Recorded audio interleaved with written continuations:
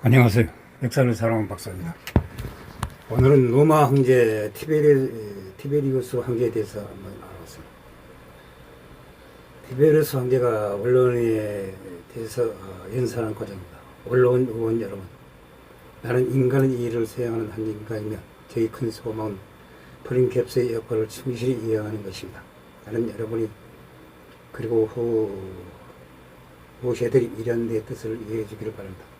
내가 조상들에게 가치 있는 사람이고 여러분이 권익을 위해 신정하며 위험한 상황에서 흔들림이 없고 국가를 위한 일이라면 인기를 잃는 것을 들어가지 않는 사람이라고 생각하신다면 여러분과 후세들을 내 명색에 넘칠 만큼 충만한 공헌을 공헌한 것입니다. 티베리우스는 상대 황제이자 양부 아우구스투스의 뒤를 이어서 로마 황제 중 최초의 부자 세습 방식, 최초의 공동 황제식이 단독 세습 방식으로도 등록을 하였습니다. 역대 로마 황제 중 특이하게도 직전의 두 선례인 율리우스 카이사르 아우구스투스 혼나 그를 많이 맞는 사람과 달리 사실은 권위를 침략해 거부한 것으로 유명합니다. 티베리우스는 콘스탄티누스 1세 이전의 로마 황제 중 유일하게 자신의 신격을 거부하였습니다. 그 밖에도 티베리우스는 등극 이후에 군대처럼 보이지 않기 위해 극도로 조심하였습니다. 나중에 그의 인내심이 바닥나버리는 제시 후기에 이르기까지 언론의 제1심의를 자처하였습니다. 그러면서 그에게는 역사가들이 아픔에 집중되었는데 당시 십자 챙겼던 언론 의원들에게 평이 좋지 않았습니다. 평소 검사의 정책으로 이어가다 보니 워낙 그를 원하던 시민들로부터 평가도 나빴습니다.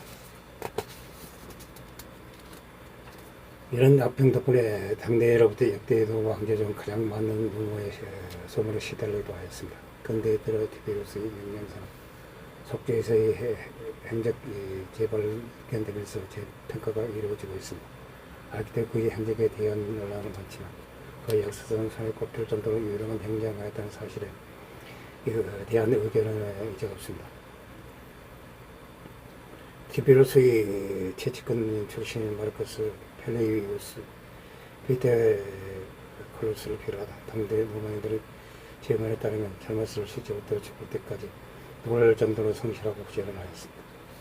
또 죽기 전부터 죽을 때까지 공공도덕과 예의를 중요하게 생각하였으며 어릴 때부터 과묵하고 이성적인 사람이었다고 합니다. 따라서 주변 사람들에게는 전반적으로 지나치게 명령하고 비정한 사람으로 여겨졌습니다.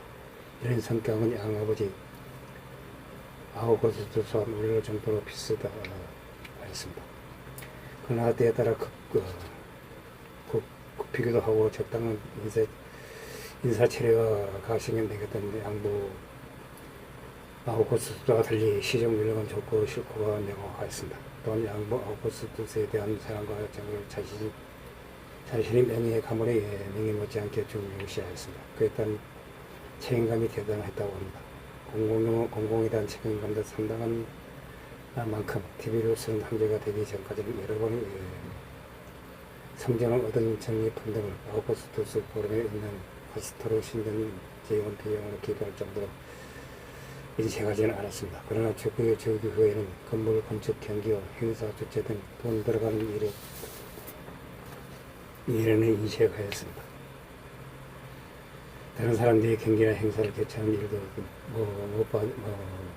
마땅치 않게 생각하였습니다. 티베리우스는 확실히 폐쇄지고 낯을 많이 가리는 사람이었습니다. 그런데 이런 성격을 갑자기 생긴 게 아니었다고 합니다. 그는 유아기 때부터 아우구스투스 밑에서 자랐으며 어머니가 리비아 드루실라임에도 원래부터 사귀어지지 않았습니다. 사귀 모임 등에는 참석하는 것을 그다지 좋아하지도 않은 성격이었다고 합니다.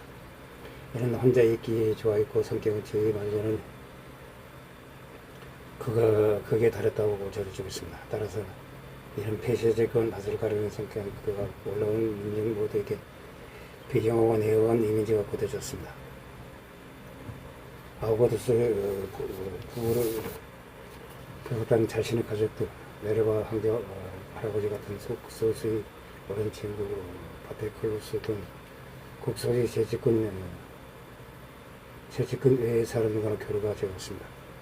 스웨토니우스의 기록에 따르면 티베로스는 젊은 시절부터 정권을 매우 싫어했다고 합니다. 그래서 언론 의원들이 인사를 하기 위해서는 공부 때문이든 자신이 탄 가마에 접근하도록 하라고 하지 않았습니다. 이런 까닭에 언론과 상호뿐 아니라 로마 시민 대부분에게 행동 원리가 문제 있는 사람으로 여겨졌습니다. 죽을 때까지 인기가 진짜 없었습니다. 또한 주님이라는 칭호를 노우가 아첨하며 자신에게 보자 화를 냈다고 합니다. 도미니우스는 주님은 우리 집 너희들이 나를 부를 때나 쓰는 말이다. 다시는 그렇게 부르지 말라고 명령하였습니다. 반면 그는 자신에 대한 욕, 비방, 저런 걸 대수롭지 않게 여기고 쿨하게 넘겨버린 성격이었습니다. 그래서 원하는 대로 말하고 생각하는 자유가 굳건히 척도라고 말하곤 하였습니다. 하지만 운동 이후에는 고발장에 대해서만은 예전과 달리 민감한 태도를 취하게 되었습니다. 상당히 이성적이던 사람이라서 심리나 종교적 문제에 대해서는 다소 소홀히 여겼습니다. 그러나 점성술만은 신봉하였습니다. 젊은 시절부터 점성을 공부하면서 토론을 즐겼습니다. 따라서 이때 얻게 된 별칭 중 하나가 이단자였다고 젊은 시절 티베로스의 공직 다 내려놓고 로도스 섬에 가서 들어갔기에 지낼 때도 점성 술책만은 끼고 살았다고 합니다. 카페르야의 성운동 외에는 점성술을 가지고 전문가들과 학자들을 불러놓고 토론까지 날 정도였습니다. 따라서 통자 작가 에벨리스는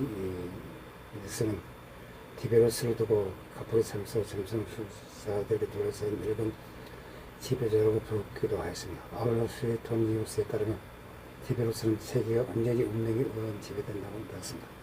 천등에 개보하곤 했다고 합니다. 또 그는 하늘이 갑자기 어두움을 침침해지면 번개를 막아준다고 이게 월급을 썼다고 합니다. 동시대 후대에서 많이 늙어 어둡고 운동적이며 심오한 통치자가 되면서는 불려졌지만 동시에 가정사 문제 등에서는 문제 등으로 사후 동정도 받았습니다. 이후 티베로스가 운명적으로 황제가 됐지만 황제가 되기를 진심으로 원하지 않습니다. 인기를 누리는 것을 좋아하지 않는 사람으로서 기억되기 때문입니다. 실제 삶 역시 이 표현에 제가고 있습니다. 티베로스의 생각은 내성적이고 무척적이겠지만 제2중기 이후부터는 모두 라고 칭언했습니다. 폴리니우스 티베로스를 여러 가지 이유로 가장 우울한 사람이었다고 평가하였습니다. 21세기 들어서는 상당 부분 교정되긴 했지만 그의 단점으로 거론되는 우울증, 과든 음주, 과든 성행, 분노 조절 장애 등을 감안할 때 티베로스가 장기간 청전 경험과 강제 이혼으로 인해 PTSD 병을 앓고 있었을 것으로 보이고 있습니다. 인문학자들의 견해가 바로 이것입니다. 티베로스 황제는 키가 크고 건장한 체격을 가졌으며 어깨와 가슴을 넓고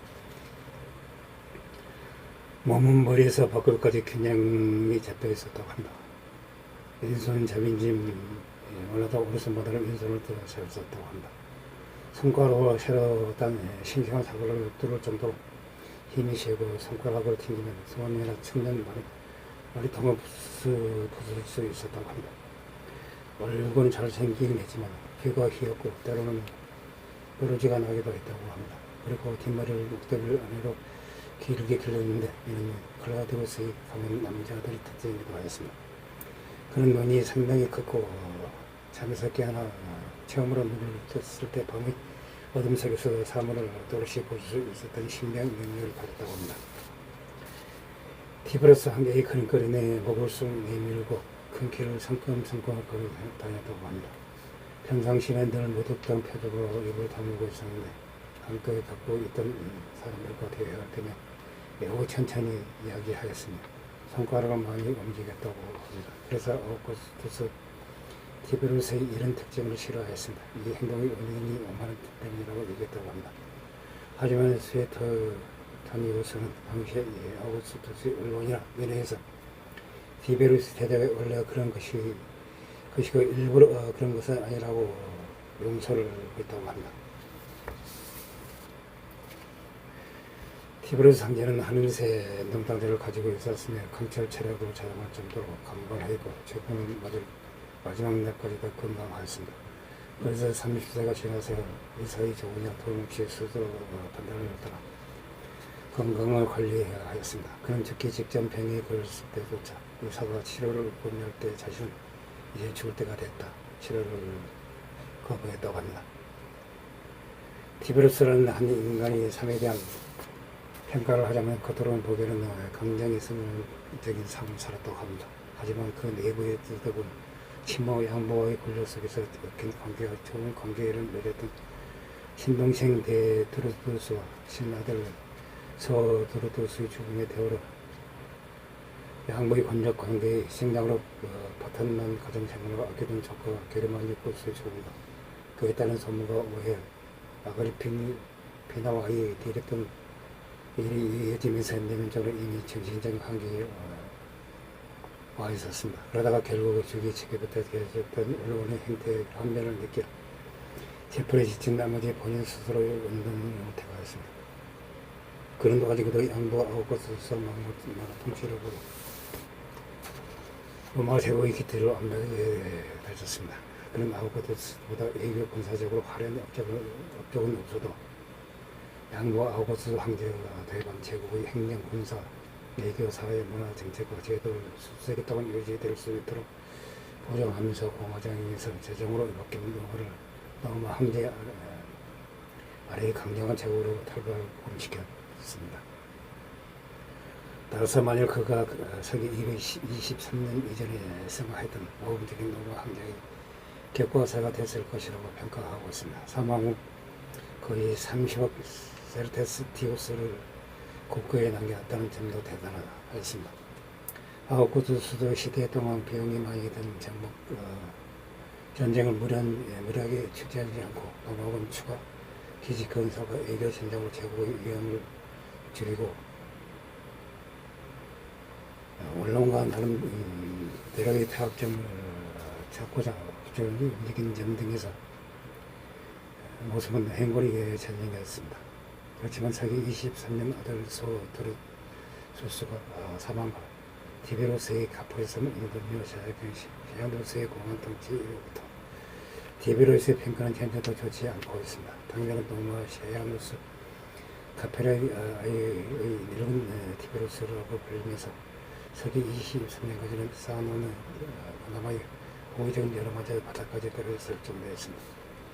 이에 함께 번인 일가 숙청과 견제 계속되는 공안통의 제도가 된 델라토르들 이 아래서 펼쳐진 국부 분위기 등 좋지 않는 선례들을 남겨놨습니다. 즉 그의 정치 행적이 인격적 또는 볼 수 없어 현재라고 볼 수 있는 없지만 로마의 역사상 양모인 아우구스투스의 현대 페스파니아누스 황제 등 황제 정점의 통치력을 보여주는 유일한 군주라고 평가하고 있습니다. 반대해야 되는 자신은 해체벌과 커플에서는 운동 중에 떠들던 운동하는 생활 관한 소문이 그를 악명 높은 황제 중에 하나로 만들었습니다. 그러나 그렇지 하임이 티베로스의 통치 사상을 기록을 지름 1900적 시대였다고 표현했다시 티베로스는 성경이나 통치술 방식에 문제가 있다고 해도 사제의 학력을 멀리하면서 목골을 탄탄히 하고 아우구스투스가 고축한 로마 제국 천만에서부터 인프라를 완성화했던 유명한 황제였습니다. 또 그는 언론의 평가와 달리 그의 행적행이 밝혀지면서 사실상 드러난 결과 민주적으로 자신에 대한 비난 연세를 받아들였던 일 등에 평가되고 있습니다. 현재의 역사학자들은 그를 로마 제국의 조속을 단단히 만드는 사람으로서 평가하고 있습니다. 티베로스의 행정 능력은 거의 신의 경제 여력자 유수분과 카프리산에 연결해 있으면서 제국 전체에 돌아가는 사정을 성공 깨끗이 잊고 있었다고 합니다. 필요한 일들을 정확하게 신속하게 처리하였으며 그가 제국 전체에 연달아다니 지방에 얻을 정도로 모든 점을 감안하면 오히려 탐내는 일인지도 모릅니다.